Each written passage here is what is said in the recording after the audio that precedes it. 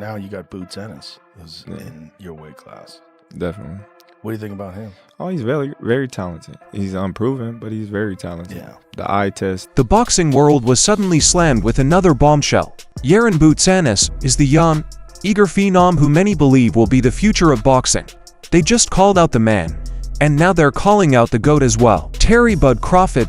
That's the fight that everybody want to see. Yeah. And I want to do it. Do you respect him as like when he's like, I got a couple fights left, I'm at the end, I'm only trying to get mega fights, so. I understand it, but don't lie or kept to the net and make it seem like I had the opportunity to fight you and I didn't. I never did. You know what I'm saying? And then that one time that I did, we said they called and we said we never heard nothing else back about it. So right. I mean, I respect it though. I mean, get your money. You know what I'm saying? Do your thing. But don't be capping on the net, acting like this time, but did not hold back. He finally broke his quiet, and what he said next completely changed the course of the interview.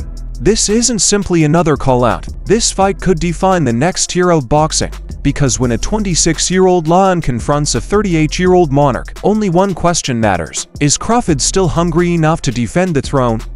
Terence Crawford against Jaron Ennis, for me, is the best fight in American boxing. But it needs to be a payday for Crawford that would get him interested, because Crawford knows how good Boots is. And I'm not saying that Crawford thinks he's going to lose to Boots, but he knows that is a real fight. But for me, Boots is the new Crawford. We've just got to go out and get the fights to show how great he is. During a recent Showtime Sports Live interview, Jaron "Boots" Ennis stated, "I want Bud. Forget the conversation. Let us make it happen." It wasn't the first time Boots mentioned Crawford's name, but this time felt different. He stated it after Crawford had already made history by defeating Canelo Alvarez to become the first guy to go unbeaten in 3 weight classes. So the timing was purposeful. The world was still celebrating Crawford's victory, and Boots seized the opportunity to stride right into the spotlight. I think you gotta lean more towards Canelo, because like I said before, he been putting big guys out and down, and Canelo not even really a 68 pounder. He probably really should be at 60 maybe, and he been hurting these guys. I think he be dropping these guys and things like that. So, and them guys be way bigger than him come fight night. I know that for sure. They be probably close to 200 pounds, and he dropping those guys like that. So, I don't know. It's gonna be a great fight. The fans want to see it. So, so be it. He's calling out the legacy, not just the champion. Boots is 34-0 with 30 knockouts and has dominated everyone he's faced. However, the critique is that he has never faced anyone like Terence Crawford, and he is aware of this. That is why this call-out struck a distinct chord, as it was not trash talk. It was a challenge to the throne. I beat this guy. It's an excuse. I beat this guy. He's too young or whatever. So I'm never really going to give my full respect until afterwards. Yes, it's a lot of people that's changing their narrative. Like, man, y'all watching something great right now, and we not appreciating it. And it's sad to say that we waking up at the tail end of his career. We really didn't realize it until now, when he's like doing extraordinary stuff, like going up 2 weight classes to fight the best fighter in that division, the #1 guy that's the face of boxing. And the way that I handled that, people like, oh man, something had to be wrong. Canelo had to be washed, or Canelo just wasn't in it. And I see people saying, oh, Turkey paid for Canelo to lose. So I just think, when you that much better than the competition, people not going to give you credit until they sit down and look at it and just be like, man, that dude was good. Crawford was in Omaha celebrating his winning parade when the video went viral, and supporters flooded social media with comments. Bud versus Boots 2026, Old Lion versus New Lion, a pound-for-pound conflict is on the way. When reporters asked for his reply, Crawford smiled. He did not rush it. Crawford's next statement turned the interview on its head. Would you consider going back down to 154 and face Jaron Ennis, the guy who prepared Canelo Alvarez for this fight? Nope. I ain't going down 154. Crawford did not avoid it. I didn't play humble either. He glanced directly at the camera and stated, I hear everyone calling my name after I make history. But where were you when I was chasing fights? Boots can keep calling, but you don't call up the mountain. You climb it. Now you got Boots Ennis who's in your weight class. Definitely. What do you think about him? Oh, he's very, very talented. He's unproven, but he's very talented. Yeah. The eye test tells it all. You know, he's got the it, you know, but we haven't seen him against any elite fighter. We've never seen him tested. So until then, you know, we just going to keep saying, oh, Boots, Boots, Boots, until he meet that fighter that's going to test him. Is that a fight that you would be interested in?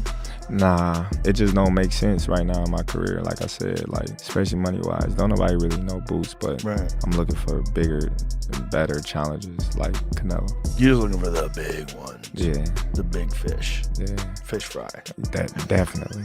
Definitely. Them the guys I'm looking for, you know. He did not disrespect Boots. He just reminded everyone that there is a difference between earning and asking for a chance. Boots embodies youth, power, and flair. But Bud, he has experience. He has the fighting IQ that can end careers. Crawford's coach, Brian Bowmack McIntyre, says he isn't worried about it.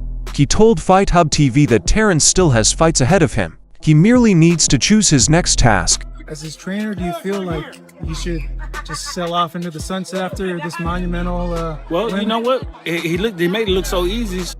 You know what I'm saying? Got 2-3 more in him. You know what I'm saying? Training camp will try harder. You know what I'm saying? You think a move to 160 would make sense? I mean, if you want to do it, you know, it'd be a challenge. If you want to challenge yourself, yeah, I don't mind. Crawford's teammates understand his worth now. Buds rose to the top of the food chain after defeating Canelo and conquering 3 categories. And that's why this moment is significant. The hunters have become the hunted. Just feel that Jaron Ennis against Terence Crawford is the fight. And that can be at 54, it can be at 60. You know, obviously we've got Lima to take care of first, but that for me is one of the great, you know, crossover fights, because Boots is the changing of the guard guy. And Crawford's the guy that's been there and done it all and just proved, you know, that he's still very much in his prime. Let's be honest. Crawford versus Boots wouldn't be just another battle. It would be the fight that boxing requires right now. Stylistically, this is a dream matchup. Crawford is the definition of precision. A switch-hitting sniper who plans each punch like a chess move. He fights with rhythm, patience, and the kind of intelligence that wears down opponents round after round.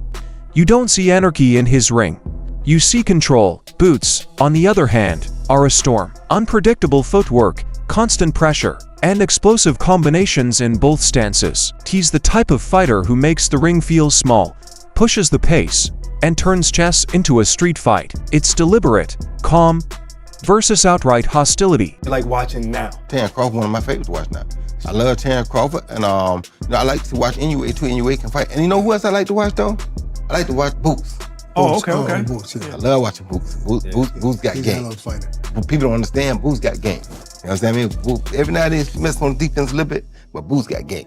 Boots versus Terence Crawford. Now, Boots hasn't proven himself enough to tell me for me to say that he gonna beat Terence Crawford, because Terence Crawford is a different kind of animal. Proven. You feel me? Proven stud. You understand where I'm coming from? But Boots, if anybody could be Bud in the future, it would probably be a Boots, because Boots got enough tools to be in. That's what makes this argument so interesting. The collision of two philosophies. Who they are cancel out each other as far as height. You know, they both switch hitters, lift, and everything. All of that cancels out each other. So they are literally the same people, pretty much. The only difference is Crawford done been in the big stage against big fighters so many times. And also, with age, he didn't beat up his body, so his age is actually good. He got the grown man strength. He not just grown man strength, but he built on top of that. Like, look at him at 135. He was a little scrawny dude. He wasn't a big dude. Now look at him. He ripped up everything. He's strong. So I feel like he got everything, all the experience, all the knowledge. So I gotta go with Crawford. For years, spectators complained that elite boxers didn't compete at their peak. But Crawford has altered that narrative. He defeated Errol Spence in his peak. Then he went up and defeated Canelo Alvarez, the Mexican monster, in his weight class. That isn't simply winning. It's setting a precedent. Before the fight, the Crawford-Canelo fight, and you had a Cavs hat on. This time you've got a GOAT hat on. Is that how you're feeling? I know it says Muhammad Ali, but is that how you're feeling about Bud's performance, about his whole career? Yeah, I'm definitely feeling that way, man. GOAT. Greatest of all time, man. You gotta give it to him. You gotta give it to him. You gotta give it to his coaches, not just me, Saul, Red, Bernie, Chet, nutritionists. You know, everybody played a part. Canelo said he's way better than Mayweather. What do you think to that? Who, Terence? Yeah. Oh, of course. Of course he is. Fans no longer want to see him face just anyone. They anticipate grandeur. Every opponent from here on out must mean something. And that's why Boots is the ideal test. Crawford is 38. He's probably got 2 or 3 major battles left in him. And before he rides off into the sunset, supporters want to see him face danger once more. There are no cherry picks or tune-ups, only the best of the best, which is how Bud made his name, daring to be great while others played it safe. Great. Bud always been like that. Without a question, solid. You know what I'm saying? Solid. You think there's anything left for him, Coach, or is it time for Bud to move on? Or I'm trying to figure out who he gonna fight next. 160, you can see him fight going I wouldn't do nothing crazy. He looked at excellent. Hey, Blake Islam, he looked at excellent. Is there anybody the most from No, I'm trying to figure out what their team gonna do next. I want to see what's He's next. talking about 160, Coach. I mean, the only thing down there is maybe like a middleweight tournament, 2 fights undisputed, something like that. But if not that, then what for Bud? Who?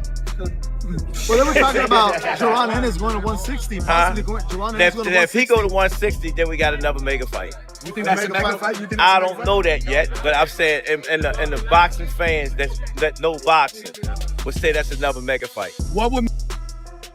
That's the crazy thing. In today's boxing world, when headlines trump heart, Terence Crawford appears to be the last true fighter standing. Canelo can't really keep up with him. He was too fast. His feet, footwork was too good.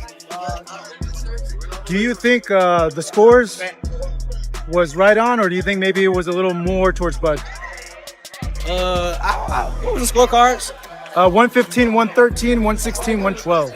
Yeah, that's about right. Yeah? I feel like Bud damn near basically went every round, so yeah. Honestly. But yeah, that's about right. You can say that. Now, with this accomplishment, Keyshawn, is he on the Mount Rushmore of Hell boxers? Yeah. Yes. Yeah. Yeah? 3-time undisputed. Mm-hmm. He just beat Canelo. Yeah. The face of boxing. So now you can say Bud is the face of boxing. Greatest of all time, or? Greatest of all time. Yeah. I don't feel like it can never be one great, but he definitely one of the greatest of all time for sure. The sport is rife with spectacle. Jake Paul is battling Gervonta Davis in an exhibition match. You know, if you like that YouTube fake boxing stuff, cool. If you're a real boxing fan who doesn't like that, I feel them on that. But as a boxer, you know, if your heart's not in it, go get your money. I mean, at the end of the day, it's you in there and nobody else. So go get your money if your heart's not in it. But if you're fighting for legacy, that's not the way to go. That should be like your last fight. Yeah, the last thing you do. You know, if you're trying to, you know, build a legacy. But I don't think he chases legacy no more. Like, he even said he's not the face of boxing. Floyd Mayweather is returning from retirement to battle Mike Tyson for pay-per-view clicks. These are not fights anymore. These are entertainment events, gloves and lights, but no stakes. Mike Tyson and Floyd Mayweather is happening. What the f is going on? This is where boxing is in 2025. And listen, I'm not going to complain because I understand the layout of things. We already had Jake Paul, Mike Tyson. We have Jake Paul, Gervonta Tank Davis. This feels like the Temu version of it. And that sounds crazy because we have 2 of the greatest of all time about to participate in this, but both of them are about 30 years past their sell-by date in an exhibition bout in which their weights will be 60 to 70 to 80 pounds different. If you got on board with Jake and Mike, it was because at least they were going to weigh the same. I don't even know what to think. Someone on Twitter said it perfectly. Either everybody in the world is going to want to watch this or 10,000 people will watch it. Probably both men want a shit ton of money and they're being promised a shit ton of money, but it's happening. Meanwhile, Crawford is over here, battling for something that cannot be purchased. Legacy. He does not need a YouTuber to sell tickets. He doesn't need a comeback gimmick to get popularity. The man sells fights the old-fashioned way, by being the best. To be honest, when I set my sights on doing something, and I know what I'm capable of, it's not like a surprise to me. It's a surprise to y'all because y'all didn't believe me. You know, but for me, I knew I could do it, and I believed that I could do it. I just needed the opportunity. Terence, when did you know that you were going to beat him over here on your left? When he signed the contract. He seemed to focus mostly on body punches, and you were hitting him in the head a lot. Was it your reach that gave you the advantage? It was everything. You know, he wasn't hitting the body or anything. He was hitting my elbow because I was blocking it. But, you know, I think I was the best. He's not looking for easy money. He seeks immortality. That's what makes him so unique right now. He brings back memories of how boxing used to be, expertise in social media, as well as brand negotiations. Think's better out of those two, Crawford or Mayweather? I think Crawford is better, bigger. Like he's actually he moved in weight class, and I would say Crawford is a better fight all around fighter. Mayweather's really good too, though. You can't knock him as well. You know, he's very talented. It would have been a tough fight, but I think Crawford would have the edge over Mayweather because of the long arms and because he's bigger. You know what I'm saying? And he would have kept him at bay. It would have been hard for Mayweather to counter, maybe. But Mayweather's definitely a technician. I mean, like Crawford said, you know, Mayweather has his era, and Crawford, this is his era. That's why so many old-school fighters, from Shane Mosley to Roy Jones Jr., have rallied behind him. But isn't just winning fights, he's also restoring legitimacy to a sport that has been rapidly declining. While some are turning boxing into a circus, Crawford is reminding everyone why it was once known as the sweet science. And that's why every play he makes and every opponent he chooses is more important than ever. Now, both factions are surrounding each other. There are no contracts yet, but all indications lead to the middle of 2026 weight class. That is the major question. Crawford has remained at 168 pounds, while Boots is at 147 pounds. That's a huge gap. Most analysts believe they will meet around 160 pounds in middleweight area, marking a new chapter for both. If this occurs, Crawford may become the first guy in history to compete for undisputed titles in 4 divisions. Terence Crawford is currently at 42-20, no loses, no controversies, 3 times unquestioned. I thought Terence fought a virtuoso fight. Terence never let Canelo get into a rhythm. Terence never allowed Canelo to get anything going, and I didn't think he could do it for 12 rounds. I thought that the first 3 or 4 rounds were going to be difficult for Canelo for that reason, but Terence was able to do it for 12 rounds, and in the later part of the fight, he kind of pushed the fight more than I think people expected, which is the mark of a superstar, man. If he defeats Boots, it is over. He firmly establishes himself as the finest boxer of the current period, if not of all time. If he loses, it will be a passing of the mantle unlike anything we have seen since Ali Frazier. Regardless, it is historic, and both men are aware of it. That is why every word they speak feels like a jab. Every tweet resembles a feint. They are not just creating excitement, they are writing history before it occurs. Boxing is at a crossroads right now. Half of the sports are seeking clicks, while the other half are pursuing greatness. But with all the hoopla, 2 names stick out: Terry Crawford and Jaron Ennis. But I think you gotta lean more towards Canelo, because like I said before, he been putting big guys out and down, and Canelo not even really a 68 pounder. He probably really should be at 60 maybe, and he been hurting these guys. I think he be dropping these guys and things like that. So, and them guys be way bigger than him come fight night. I know that for sure. They be probably close to 200 pounds, and he dropping those guys like that. So I don't know. You know, it's gonna be a great fight. You know, the fans want to see it. So, you know, so be it. I think Crawford should take a warm-up fight. You know, at like 60, or like at least at 60, just to get his body, you know, to fill into somebody a little bit bigger, you know, and things like that. You know, I know when you go up in weight, you gotta, you know, develop that power and not develop the power, but like put that muscle on and be heavier and things like that. So he might not want to take a fight because he's trying to build up right now. But I think he should, just to stay sharp and that way he don't have like a long layoff or anything like that. One established his legacy, the others are vying for it. And if these 2 ever meet in the same ring, it won't be just a battle. This will be a generational reckoning, because when brilliance meets young, something explosive always occurs. So what are your thoughts? Is Boots ready for bout?